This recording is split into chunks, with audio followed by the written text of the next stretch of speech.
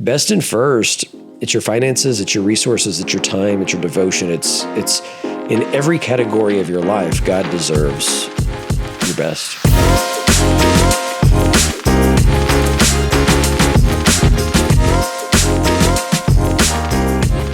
Okay, we're live. We're live. We're here. We should do a live stream. That would be fun. That would be really cool. Live questions in the comments. Ooh. You'd have to like announce it in advance. It'd be like the end of the season, like final episode of the season. Yeah. We're gonna do that would be fun. That would be really cool. I don't know how we would do it. Where does your seasons break though? I don't know. Year by year? This is 25? That's crazy. Okay, we have to celebrate somehow. 25. What do you celebrate for 25? I don't know. I don't know. All right, you got your hot take? I have a hot take, I think. Yes. My wife will actually agree with this one. She doesn't agree with most of my hot takes. All right, I'm starting the timer. All right. I was proud of her. I got her on the platform. That was good. She has an aversion to that, but for Melissa, she was willing to carry flowers out and stand up there by her. I asked her the other day. I was like, "Hey, do you want to be on the worship team?" She's like, "No, I do not." Well, that requires like singing. Right. Casey will walk out there and stand. She particularly likes to be a part of the prayer times because everybody's eyes are closed. If I ask Blair's a really good singer. So is Casey. Come on, Casey was in worship choir. We need to. Probably. I said that on the podcast. She's going to murder me. You might want to cut this part out. We need to do a pastor's quartet with the wives. Like the pastor wives quartet? Yeah. Okay. Yeah. You don't want you don't want me on a quartet. Why not? Eh? All right. Episode 25. I can play the cowbell. That'll be my. What was that one you played in that video? The triangle? No, it was like a slap thing. We don't need to talk about it because people are going to try to go find it on the internet. The COVID one. Episode 25. Welcome to Beyond the Cove. We've made it to 25 episodes. They haven't shut us down yet. Or you haven't shut us down yet. No, this is fun. This is fun, man. I'm excited again to talk about Hebrews a little bit, maybe some hot takes. Yeah. Summer is here. And hot. Wow. Crazy hot. It is really hot. The heat index was like 103 yesterday. It's even worse today. But last night, so we're filming this like the day after our block party for family ministry in honor of Melissa, and just so many people came. It was awesome. Such a great night. But I told her, I was like, next time, can you like retire in the fall? We need. This was really hot. Yeah. It was a good night, and I'm so glad we did it. And we got to do stuff like that more often as a church. But it was hot. Blair said, we need to do this once a month. This is fun. I'm like, that's a lot of work, a lot of food, but I think people would do it. Maybe not once a month, but regularly. Not during the hot seasons. Yeah, June and July, probably not so much. All right. What's your hot take? You're dying to get to your hot take. I've tested this theory now for a couple of weeks since being back. Yeah. Casey and I are kind of still living in the post-trip high, right? We had such a great time away, and Italian food, American Italian food is not Italian food. I agree. That's my hot take. After spending a number of days in Italy with our church planters and eating in Rome and the stuff you get in America, like it's not. Like Olive Garden's ruined for me at this point. Like there is...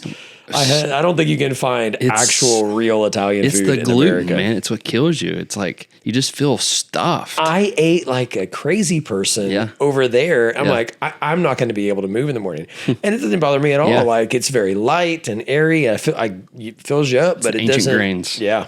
I don't know what it is. So American Italian food is not real Italian food. That's my hot take. That's a good hot take. What is your favorite American Italian food? If you had to choose, Maggiano's is mine. Okay. Have you ever eaten there? Yeah. It's really good, especially the family style. They just keep bringing you food. We did that for a staff Christmas party, I think the year before you came. We just booked out one of those rooms and did the family. So we didn't realize at least I think that like Jonathan and them who booked it knew what to expect. I had never been there, and so they just kept bringing. I thought we were going to pick a appetizer, and they bring them all. I'm like, well, this is awesome. Yeah, I don't know. That one's really good. That one's really good. I kind of like Bella Vista across the street from the church. Vista's good. That's probably as close as I found in this area to real Italian food, though it's still American Italian. Like you've got to go to Rome, or Cisterna, where Alessandro and them are. Like you got to go to real Italy to get real Italian food. I love it. Man, you talked about Cain and Abel. You're going from Genesis to Hebrews. Talk to us about that. We're going to go from Hebrews back to everything. Like the Hebrews series, it really is a walk through the Old Testament. That's really cool. And you go back to Genesis 4 with Cain and Abel, and then this week it's Genesis 5 with Enoch, and then Genesis 6, and then it's going to keep building. Yeah. We spend half the Hebrew series before we ever get out of the book of Genesis. Right. And then we spend a lot of time in Exodus, and so there's just so much there that the author of Hebrews, and I don't know, and we talked about it a little bit last week, Paul, Peter, whoever it was, right? Sure. They really want us to pause and look back, and not at the perfection of people. Right. The same scriptures that tell us they were faithful are the ones that tell us that they were a wreck most of the time, but to look at how God commended their faith and what about their life it was. And who do you think wrote Hebrews? I don't know. I like last week. I think we talked about this last week. I vacillate sometimes between Paul or Peter, right? So there's a lot of correlation to how Peter writes, especially in 1st and 2nd Peter there. But I don't know. There's some good overlap with Paul's writings in Romans as well, and so. It could have been either one. It could be a third party, right? I said, somebody like John Mark or Barnabas last week, like somebody who knew them both, that had been in ministry around them and influenced by them. We don't know. It's really cool. We don't know. They knew their scriptures. That's for sure. Yeah, for real. God, I want to start with a quote. God is calling people to bring their first and their best. Yeah. What is our first and our best? I think with us, primarily, our first and our best starts in our heart. That's good. Yeah. It starts with who we are. Yeah. It's ourselves. It's our lives. It's the things that make us who we are. And sometimes when we talk about things like bringing our first and best to the Lord, we immediately go to money. We go to the tithe, and quite frankly, that's a big part of it. Sure. Scripture addresses our finances a lot because it's one of the main things that's going to draw our heart away. And so we've got to constantly be sacrificial, constantly doing war with the enemy, constantly pushing back in our own ideas, so that way we're placing the priorities of God above everything, even our finances. Yeah. And so he wants our heart. He doesn't want there to be things that are competing with our heart. But our first and our best, I mean, it's our devotion. It's our lives, it's our families, it's our time. We're so good at just giving God the little bit of time that we have left over. We're so good at just throwing a little bit of money at the end of the week if we've got it left. We're so good at the fleeting afterthought, but it takes a lot of effort to say, you know what, God, you are first. You're first in my time, which means I'm gonna commit myself to be in the Word and sit in your presence daily before all the crazy of life happens. Yeah. And a lot of people struggle with their devotional life because it's that afterthought. I'll get to it at the end of the day. And then, the kids are crazy and life is hard and it was a long day at work and you get home and you got the honeydews to do and you do dinner and bedtime and then you're exhausted. And then all of a sudden your afterthought didn't even happen because it wasn't first and primary. And so best and first, it's your finances, it's your resources, it's your time, it's your devotion. It's in every category of your life, God deserves your best. Yeah. You had a mic drop moment on Sunday that I was talking to you about earlier. Okay, yeah. I looked at Blair when you said this, and I was like, man, that's really good. I don't know if his original thought or not, but it was the tip part about giving what's left over. Tipping God versus tithing? Yeah, let me read it here. Giving what is left over is not a tithe, it's a tip. And then honestly, you could have just been like, drop the mic and walk off the stage. Done. Have a good lunch, everybody. Man, that was really good because you know how my wife thinks about tips. Everybody thinks they deserve a tip. Even Starbucks drive-thru or even like a McDonald's. I don't know if McDonald's does it, but everybody feels like they deserve a tip. But God doesn't require us to tip him. He wants us to bring our first and best. Yep. What inspired that quote? What inspired that thinking, that the tip part? I mean, that's great. Well, I'm sure it's not original. Sure. I don't know where I heard it or who I heard it from. Yeah. If you pull it up on the internet, there's probably more than a dozen preachers that have said something very similar to that. But when you think about first and best, I was really just, okay, God, what's the opposite of that? Well, it's our last. If it's not our first, it's our last. If it's not our best, it's the leftovers, right? Yeah. And when I think about finances and the way that I spend my money, the way that I allocate things, the tip always comes at the end, right? It's measured off of what I've spent. It's maybe what I have left. It's dependent upon somebody's service or attitude, or whether or not they look at you and guilt trip you into pushing the button on the tablet when you at the drive-thru or whatever it is, right? But the tip is just something that we do, sometimes out of obligation, sometimes because culturally we need to. That's the other thing I liked about Italy. They don't expect tips. Yeah. And so I was tipping more generously because there wasn't the expectation for it. Huh. And so I'm like, okay, like there's just an attitude difference there. But we approach the way that we're supposed to be sacrificial with our resources like a tip. Like, okay, God, it's at the end of all the things. It's what's ever left, and then I'm just gonna toss a few extra bucks in the plate at the end of the week based on how things went. Like we cannot function that way, but we do it with our money, with our time. All of those areas that we talked about need to be first and best. So often it's last and worst. Right.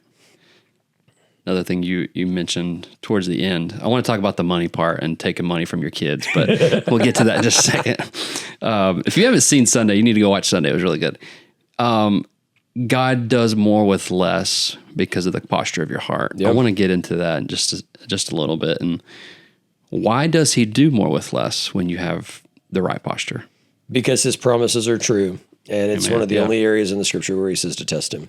That's good. We struggle with faith. We struggle with this idea of letting go of things. And God knows that. He knows how we're wired. Yeah. He knows what our tendencies are. And so when he says, especially towards the end of the Old Testament, and he's challenging us with the tithe, he says, test me in this and see if I don't open the floodgates of heaven for you, if you're faithful in these things. And so we are called to be faithful. We're called to trust him. And he has promised that he is going to meet us in all of the areas of our need. Yeah. It doesn't mean that he's going to give us everything that we want. It doesn't mean that the floodgates of heaven opening for us are going to result in all of this lavish lifestyle. That's not what he's promising, but he's promising abundance in a way that is meaningful and sustaining, and also in a way that in turn brings glory to the kingdom more. Yeah. And so every time I have been in a position where I've had to test God, right? The moment that the kid ends up in the ER, and then all of a sudden what was going to be my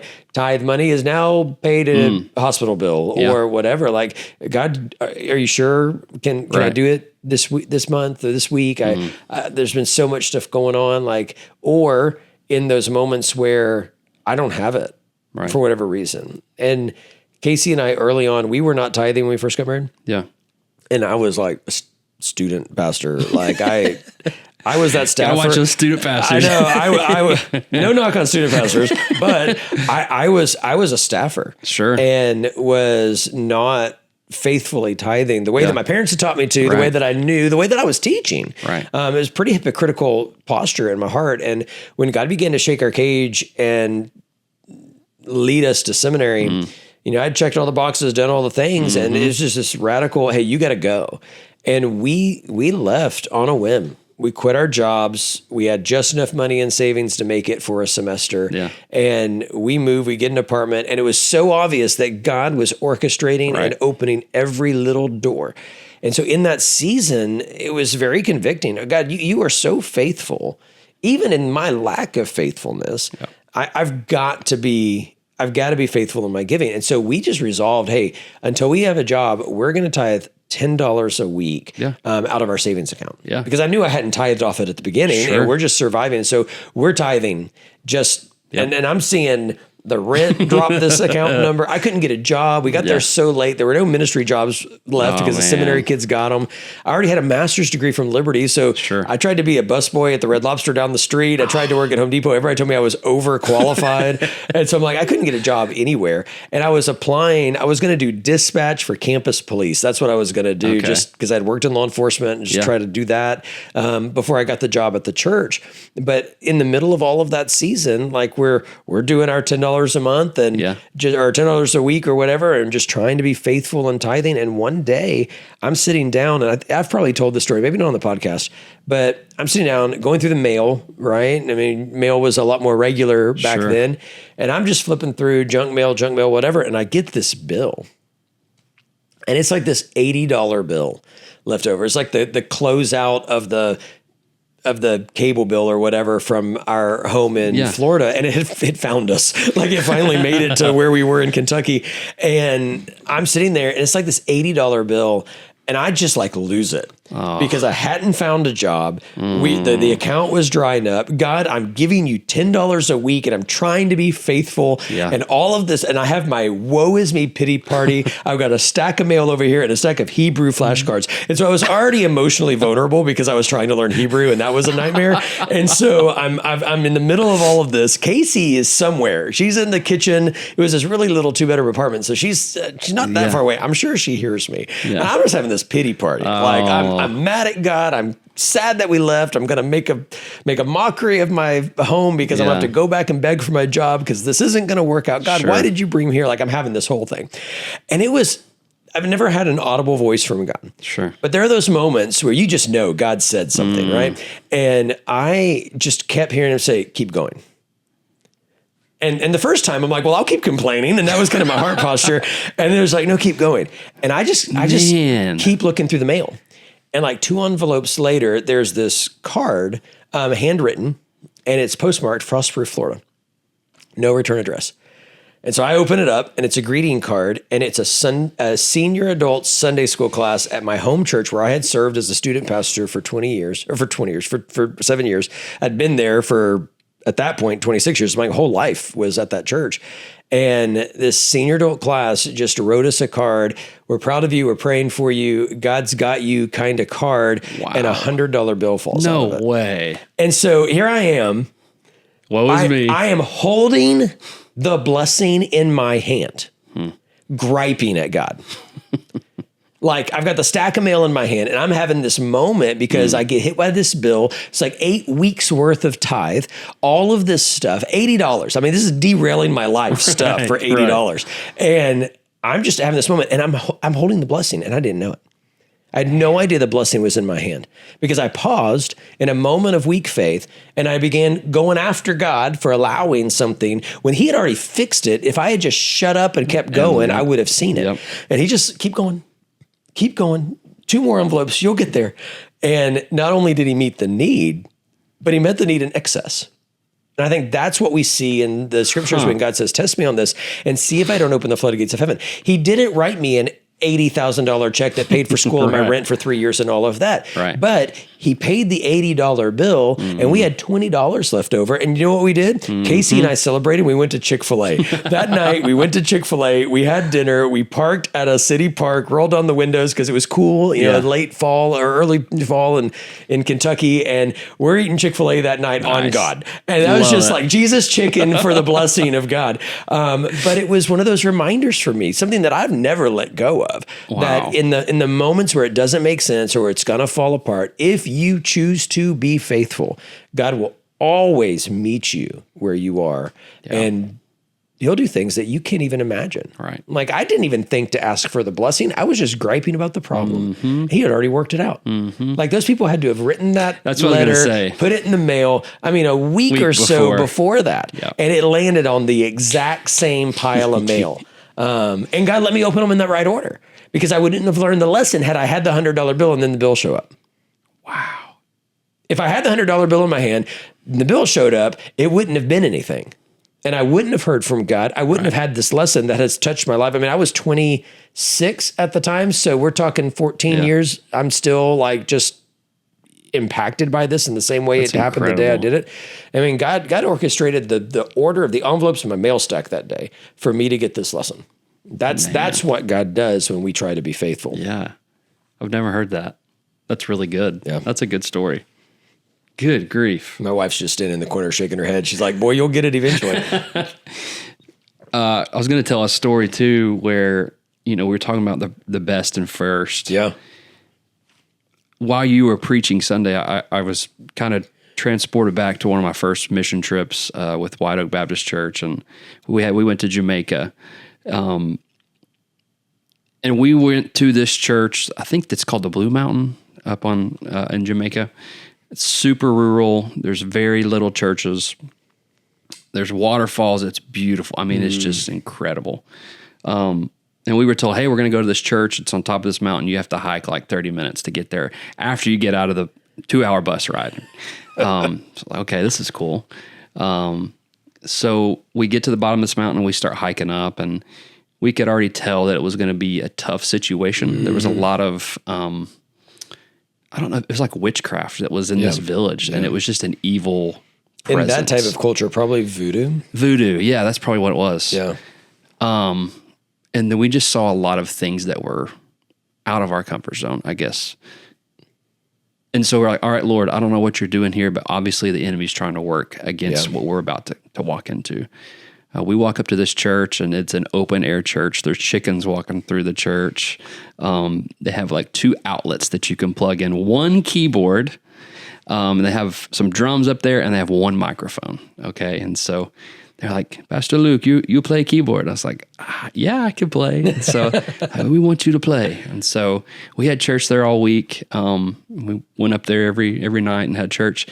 And it's island time, right? So you don't know what time church starts. And so you'd say, hey, Pastor, what time does church start? Oh, when the sun gets to about right here. And I was like, well, what time is that? It's island time, man. Don't worry, So we're having church all night, and they're having their revival. And towards the end of the week, we just saw God do a lot of incredible things, but it was their harvest time. And these people literally have no money. All they have is their crops that they can grow, bananas, sugar cane, coffee beans, whatever they can. And they help each other throughout the season. But harvest time is where they are able to get all their crops and go down to the village below them and sell it, and they live off of that money the whole rest of the year. Wow. So they were getting ready to have harvest time. It's the end of the revival time, and the pastor said, hey, tomorrow night I want you to bring your first and your best crop. And I was like, what is that? What are they going to bring? And so towards the end of the service, they said, all right, we want you to lay it at the altar. Now, again, these people have no money. They have all these crops that they're about to sell that they could probably sell for more money if they bought their best and their first down to the village. And so at the end, they bring sugar cane and plantains and bananas and coffee beans and all these things. And I'm just getting emotional because these people literally have nothing, and they're bringing their first and their best crop that they could have sold at their village for the harvest time. That was transported straight back to that when you were preaching about that. Wow. And to see the picture of your first and best. Sometimes we don't see our first and best. Correct. When we put in the offering parade or we do it online or whatever, I think sometimes we miss that. But when you're able to see, hey, that's his best, and he's bringing it to the Lord. He's laying it at the altar. That was a powerful picture. I'll never forget that. So that was great. Thank you for preaching that. That was impactful for me because I was be able to transport back to that. Nobody likes when the Southern Baptist preacher talks about money. And last night we were setting up the sound system for the block party, and I had the mic open. I'm like, check. And somebody walked up to me and said, hey, after the sermon you preached Sunday, don't be talking about checks on them. I'm like, PayPal, direct deposit, kiosk. Like I just started saying all the words because it's just funny. I'm saying check. And he's like, are you asking for money? I'm like, no. Check's the mail. Literally, the check was in the mail for you. That's exactly right. It was in the mail. Or the cash was in the mail. Oh, goodness. Man, that's great. Where are we headed next week? What's coming up? Hebrews. The abiding faith of Enoch. Right. Actually, this Sunday is going to be a good Sunday because I know a lot of churches celebrated Independence Day, Yeah. 4th of July yesterday, because it's typically you do it the Sunday leading up to. And so Sure. we did our 250th celebration event with the Navy Band here Yeah. Saturday. Yeah. But the 5th is really like 4th of July weekend. Yeah. Everybody's going to be focused on that. We'll have just had all of our firework parties the night before. And so right. we're going to take a moment, just acknowledge the birthday of our nation and honor our veterans and those kind of Sure. things in our service. And then the passage, it takes us to Enoch, which doesn't really tie in with 4th Sure. of July, but we got to get this done by Christmas. And Yeah. so we're gonna blaze the trail, and just a very, very meaningful, I believe, example for us on what it means to walk with the Lord. I don't want to get too far into it, but Sure. I said in the search process when God called me here, and talking with the search team and with the church, like, I don't know how they framed the question, but they said, what's the primary goal of your ministry? And I just said, to stay in step with the Lord. Like that's what I want the goal good. of my ministry to be, is to be in step with the Lord. And I mean, Galatians 5 challenges us to, to walk by the Spirit is to stay in step with the Spirit, is what we're encouraged by. And that's my desire. And that's a model that we see in the life of Enoch as somebody who walked with the Lord. And so we're going to unpack that. Can't wait, man. We're not going to be preaching from the Gospel of Enoch or the Book of Enoch. That's extra biblical, not what we're using, but I may mention it. So yeah, I'm sure there are some questions about that, right. but that's where we're going. The abiding faith of Enoch. Looking forward to it, man. I saw a meme the other day. It made me think of expository preaching. It said, the beauty of expository preaching. It said, Happy Father's Day. Now turn to 1 Peter. It's like, we're acknowledging it, but we're going to stay in step with the Lord. And so I love that. Yeah. I love being able to do that. All right. That's it, man. We got 2 minutes left. Anything else you want to say? How is it done already? Surely know, not. These things go by really We run into fast. this every week. It's like I'm just getting warmed up, and then all of a sudden you're telling me I have to hush. Hey, we can go as long as you want, man. I think people would stop listening if they actually went. So Jonathan Wilson tagged me on something, some pastor. Yeah. I guess, I don't know if he went on a hiking trip or whatever. He didn't have his Bible. He was away from the word for like 96 hours. And he was left with this feeling of just, he left with the feeling of longing for scripture. Like I want to get to the point to where if I'm away from the Bible for 96 hours, I'm left with the desire to get into the word. Yeah. But I guess it provoked this pastor to say, you know what, we're going to redeem the time. And he preached the entire Bible in 96 hours. I didn't realize the backstory. And so Jonathan sends me this, he tags me and so it says, don't get any ideas, Heath Woolman. And so if we went the length I would want to go, like we got to hit 97 because he got like a Guinness World Record and everything for like the longest speech. Yes. So, you heard it here first. That's right. 97 hour sermon one day. Let's do it. I'll bring you waters. That's awesome. Oh goodness! So these are fun, and it's summer, and there's a lot of things that we're getting to do and prep for the fall, and camps are about to happen, and all of that, and so it's just a fun season. I enjoy still getting to sit and do this, even though you told me I have to limit our time.